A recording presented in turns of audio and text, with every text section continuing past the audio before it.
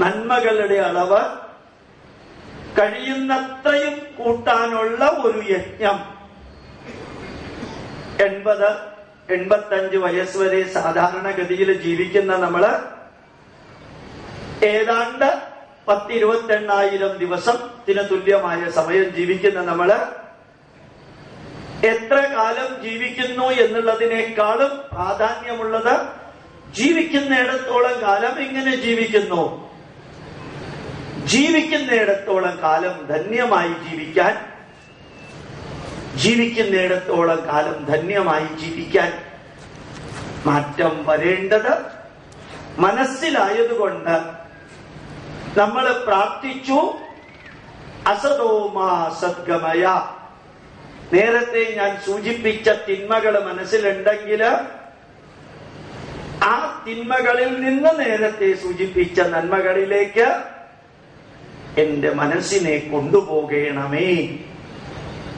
അസതോമാ സദ്ഗമയ. From bad to good, good to better, better to nearer to the best. Best സാധിക്കില്ല, കാരണം നമ്മൾ മനുഷ്യരാണ്. അപ്പൊ beyond a limit it is impossible. അപ്പൊ ജീവിതത്തില് ഇന്നു മുതൽക്ക് എന്റെ മുമ്പിൽ കൂടിയിരിക്കുന്ന ഗോപാലകൃഷ്ണന്റെ കുടുംബാംഗങ്ങളോട് തൊഴുകയോടെ പറയുന്നു, സാധിക്കുന്നിടത്തോളം മനസ്സിനെ തിന്മയിൽ നിന്ന് നന്മയിലേക്ക് മാറ്റാൻ ഒരു ശ്രമം. കേരളം മാറുന്നുണ്ട്, ഭാരതം മാറുന്നുണ്ട്.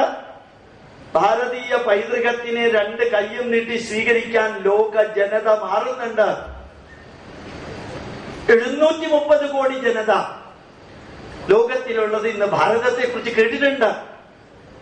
ഭാരതത്തിലെ 125 കോടി ജനത ഭാരതീയനാണെന്ന് പറയുന്നതിൽ അഭിമാനിക്കുന്നു. കേരളത്തിലെ 3.65 കോടി ജനത ഇന്ന് അസാധാരണമായി മാറുന്നു. ഒന്ന് ചിന്തിച്ചു നോക്കുക.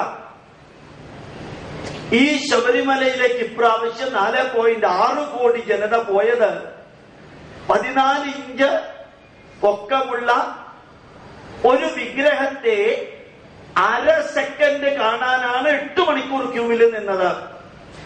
അര സെക്കൻഡ് കാണാൻ 8 മണിക്കൂർ ക്യൂവിൽ നിൽക്കാൻ, ഈ 3300 അടി കയറാൻ ആർക്കും വിഷമം തോന്നിയില്ല. അതിനകത്ത് തമിഴനുണ്ട്, മലയാളിയുണ്ട്, ആന്ധ്രക്കാരനുണ്ട്, കർണാടകനുണ്ട്, മഹാരാഷ്ട്രക്കാരനുണ്ട്, റഷ്യൻ വന്ന 127 പേര് ഉൾപ്പെടെ. എന്തേ കാരണം? മെഡിക്കൽ ഷോപ്പിൽ നിന്നും, ആശുപത്രിയിൽ നിന്നും, ഹോട്ടലിൽ നിന്നും കിട്ടുന്നതിനേക്കാൾ സംതൃപ്തി.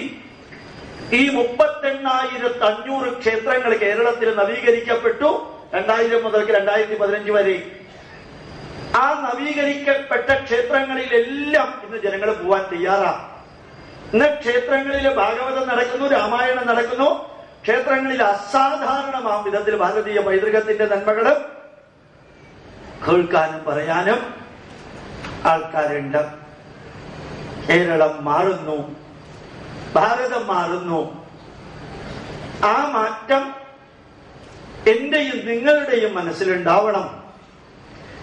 ഞാൻ ഒന്നുമായിട്ട് ബന്ധപ്പെടില്ല, ഞാനായി എന്റെ കാര്യമായി എന്ന് പറഞ്ഞ് നടക്കലല്ല തിന്മയിൽ നിന്ന് നന്മയിലേക്കുള്ള പ്രയാണം. എവിടെയെല്ലാം നിങ്ങൾക്ക് സാധിക്കുന്നു അവിടെയെല്ലാം. അമൃതാനന്ദമയിയുടെ കൂട്ടത്തിൽ പ്രവർത്തിക്കാൻ സാധിക്കുമെങ്കിൽ അവിടെ പ്രവർത്തിക്കാം. സത്യസായി ബാബയുടെ കർമ്മമണ്ഡലത്തിൽ പ്രവർത്തിക്കാൻ സാധിക്കുമെങ്കിൽ അവിടെ പ്രവർത്തിക്കാം.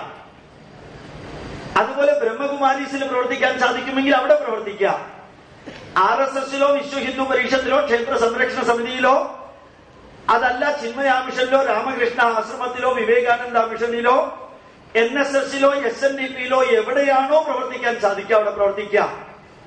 CPMലോ കോൺഗ്രസിലോ BJPയിലോ എവിടെയാന്ന് വെച്ചാൽ അവിടെ പ്രവർത്തിക്കാം.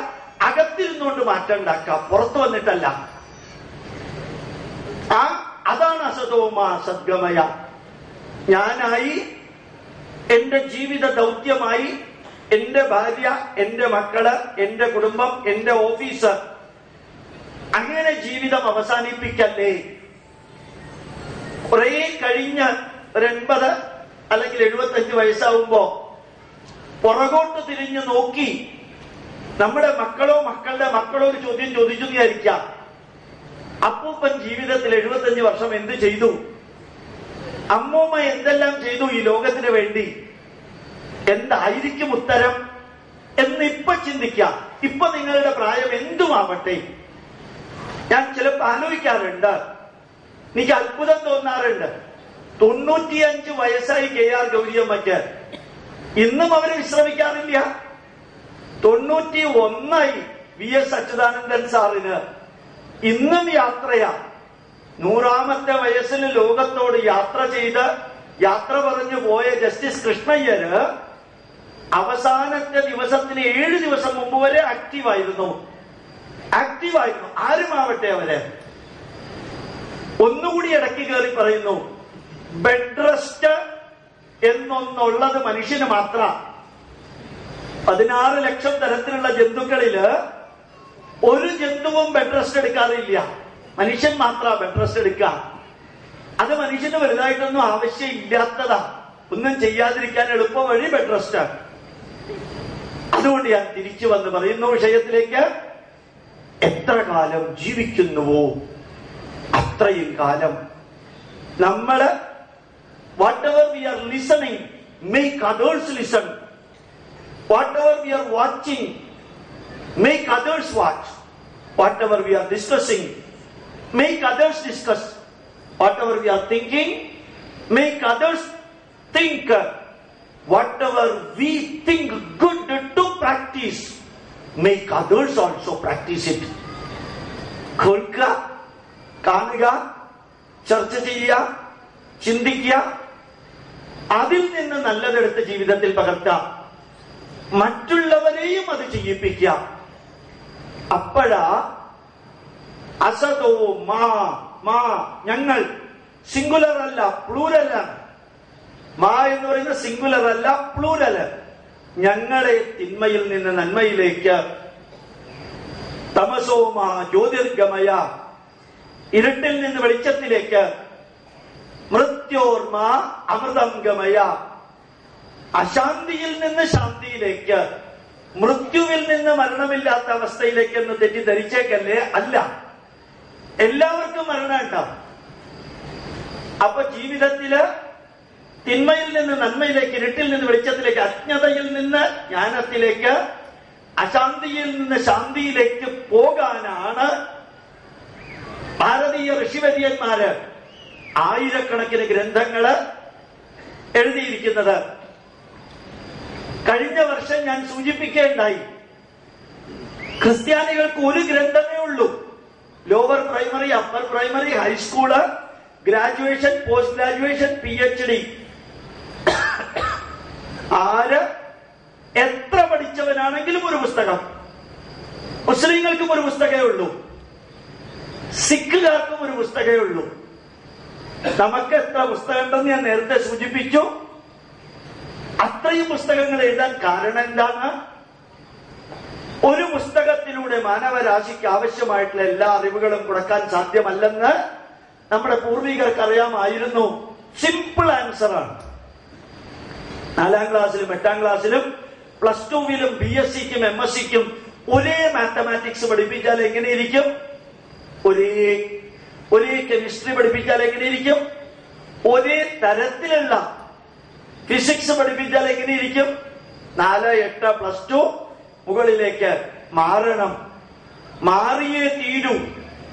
ഇന്റലക്ച്വൽ കപ്പാസിറ്റി അനുസരിച്ച്, എഡ്യൂക്കേഷണൽ ക്വാളിഫിക്കേഷൻ അനുസരിച്ചിട്ട്, അതുപോലെ തന്നെ ധന്യമായി വീക്ഷണം മാറുന്നതിനനുസരിച്ച് എക്സ്പീരിയൻഷ്യൽ നോളജ്, അനുഭവവേദ്യമായ അറിവ് വ്യക്തികളിൽ കൂടുന്നതിനനുസരിച്ച് പഠിക്കേണ്ടതും പഠിപ്പിക്കേണ്ടതുമായ ഗ്രന്ഥങ്ങളിൽ മാറ്റം വന്നേ തീരൂ.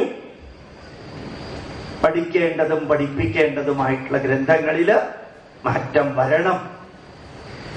അതുകൊണ്ട് ആയിരക്കണക്കിന് ഗ്രന്ഥങ്ങള് മാത്രല്ല, ആയിരക്കണക്കിന് ആചാര്യന്മാരാണ് എഴുതിയത്. കാരണം സിമ്പിളാണ്. ഒരാചാര്യൻ വിചാരിച്ചാൽ എല്ലാ അറിവും കൊടുക്കാൻ സാധ്യമല്ല. വൈവിധ്യമാർന്ന സിനിമാ പാട്ടുകള്, വൈവിധ്യമാർന്ന ഡ്രസ്സുകള്, അവിടെ നിന്നൊന്ന് നടന്നു നോക്ക, വൈവിധ്യമാർന്ന വാഹനങ്ങള്. ഒരു വാഹനവും ഒരേപോലെയല്ല, എല്ലാ വാഹനവും വ്യത്യാസമുണ്ട്. വൈവിധ്യമാർന്ന വിഷയങ്ങള് ആയിരക്കണക്കിന് ആചാര്യന്മാരെഴുതി നമുക്ക് തന്നു. മാത്രമല്ല, എല്ലാ രാഷ്ട്രീയ പാർട്ടിയിലും മതത്തിലുമുള്ളവർ ഇവിടെ ഉണ്ടെന്ന് എനിക്കറിയാം. അറിഞ്ഞുകൊണ്ട് തന്നെ ഒരു ദുരുദ്ദേശവും ഇല്ലാതെ പറയുന്നു. 1919, 17, 19 കാലയളവിലാണ് ഇന്നത്തെ രീതിയിലുള്ള ദാസ് ക്യാപിറ്റലും കമ്മ്യൂണിസ്റ്റ് മാനിഫെസ്റ്റോയും കമ്മ്യൂണിസ്റ്റ് സിദ്ധാന്തങ്ങളുടെ ഗ്രന്ഥങ്ങള് ജനങ്ങളെ സ്വീകരിക്കാൻ തുടങ്ങിയത്. 1917, 19. ഇപ്പൊ 2017, 19 ആയിട്ടില്ല. ആലോചിച്ച് നോക്കാം. യഥാർത്ഥത്തില് ഇടതുപക്ഷ പാർട്ടികളുടെ നേതാക്കന്മാര്, ബുദ്ധിജീവികള് എത്ര പേര് കമ്മ്യൂണിസ്റ്റ് മാനിഫെസ്റ്റോ വായിച്ചിട്ടുണ്ട്? എത്ര പേര് ദാസ് ക്യാപിറ്റൽ വായിച്ചിട്ടുണ്ട്? എത്ര പേര് ആരാധ്യനായ EM ശങ്കരൻ നമ്പൂതിരിപ്പാട് എഴുതിയ പുസ്തകങ്ങൾ വായിച്ചിട്ടുണ്ട്? വെറുതെ ചിന്തിക്കുക, എന്നിട്ട് വിട്ടുകളഞ്ഞേക്കാം, മനസ്സിൽ വെച്ചോണ്ടിരിക്കണ്ട. അതെന്തുകൊണ്ട് ഇപ്പോൾ അവർ വായിക്കണില്ല? ഭഗവത്ഗീതയിൽ ഒരു വരിയുണ്ട്, നല്ലൊരു വരിയ. ഏവം പ്രവർത്തിതം ചക്രം ന അനുവർത്തയതീഹയഃ അഘായുരിന്ദ്രിയാരാമോ മോഘം പാർത്ഥ സജീവതി. അല്ലയോ അർജുന, ധർമ്മത്തിന്റെ ചക്രം കറങ്ങിക്കൊണ്ടേയിരിക്കും, അത് വിശ്രമിക്കാറില്ല, നിൽക്കാറില്ല. ഏവം പ്രവർത്തിതം ചക്രം, ധർമ്മത്തിന്റെ ചക്രം കറങ്ങിക്കൊണ്ടേയിരിക്കും. ആ ധർമ്മത്തിന്റെ ചക്രത്തിന്റെ കൂട്ടത്തിൽ കറങ്ങാൻ വിസമ്മതിക്കുന്നവരെ കറങ്ങിക്കൊണ്ടിരിക്കുന്ന കാലചക്രം അടിച്ചു തെറിപ്പിക്കും. അല്ല വരിക. ധർമ്മത്തിന്റെ ചക്രം കറങ്ങിക്കൊണ്ടിരിക്കുമ്പോൾ ധർമ്മചക്രത്തോടൊപ്പം തിരിയാത്തവര് ആരാണോ ഉള്ളത്, അവന്റെ ജീവിതം മോഘം പാർത്ഥ സജീവതി. അല്ലയോ പാർത്ഥ, അവന്റെ ജീവിതം വേസ്റ്റാണ്, മോഘം വേസ്റ്റാണ്. കാരണം കാലചക്രം അവനെ നിലനിർത്തില്ല, അവൻ സൃഷ്ടിച്ചതിനെയും നിലനിർത്തില്ല, അതെല്ലാം അടിച്ചു തെറിപ്പിക്കും. ഒന്ന് ആലോചിച്ച് നോക്ക. ഇപ്പൊ ഞാൻ പറഞ്ഞ പുസ്തകം പോലെ വേറെ പുസ്തകങ്ങളും ഉണ്ട്. ഇത്രയും ഉജ്ജ്വലമായ ചെറുകോൽപ്പുഴ പമ്പാതീരത്തെ ഈ സദസ്സിലുള്ളവര് glimpses of the world history എത്ര പേര് വായിച്ചിട്ടുണ്ട്? ഡിസ്കവറി ഓഫ് ഇന്ത്യ എത്ര പേര് വായിച്ചിട്ടുണ്ട്? ലെറ്റേഴ്സ് ടു പ്രിയദർശിനി എത്ര പേര് വായിച്ചിട്ടുണ്ട്? അതവിടെ നിൽക്കട്ടെ. ത്രേതായുഗത്തിൽ എഴുതിയ രാമായണം എത്ര പേര് വായിച്ചിട്ടുണ്ട്? ദ്വാപരയുഗത്തിൽ എഴുതിയ മഹാഭാഗവതവും ഭഗവത്ഗീതയും എത്ര പേര് വായിച്ചിട്ടുണ്ട്? BC 3140 എഴുതിയ 700 ശ്ലോകങ്ങളുള്ള ഭഗവത്ഗീത ഹാർവാർഡ് യൂണിവേഴ്സിറ്റിയിൽ പഠിപ്പിക്കുന്നു, മറ്റൊന്നും പഠിപ്പിക്കുന്നില്ല. ഈശ്വരാനുഗ്രഹം കൊണ്ട് ഹാർവാർഡ് യൂണിവേഴ്സിറ്റിയിൽ ഭഗവത്ഗീത പഠിപ്പിക്കുന്നു. എനിക്കൊരു ഭാഗ്യം കിട്ടിയത്, ഞാൻ ഈ മാർച്ചിലാ എന്റെ 7ാമത്തെ പോസ്റ്റ് ഗ്രാജുവേറ്റ് ഡിഗ്രി MBA എടുത്തത്. ആ MBAക്ക് ഞങ്ങളെ പഠിപ്പിച്ചത് ഹാർവാർഡ് യൂണിവേഴ്സിറ്റിയിൽ നിന്ന് MBAക്ക് സെക്കൻഡ് റാങ്ക് കിട്ടിയ ഡോക്ടർ YLN മൂർത്തി IIT ബോംബെയിലും അതുപോലെ ഇക്ഫായ് ബിസിനസ് സ്കൂൾ IBS ശങ്കർപള്ളി ഹൈദരാബാദിലും ഒരു 7-8 ദിവസം ഉണ്ടായിരുന്ന വർക്ക്ഷോപ്പിൽ ഇദ്ദേഹത്തിന്റെ ക്ലാസ് ടച്ചിങ് ആയിരുന്നു. 51 നൂറ്റാണ്ടുകൾക്ക് മുൻപ് എഴുതിയ ഭഗവത്ഗീത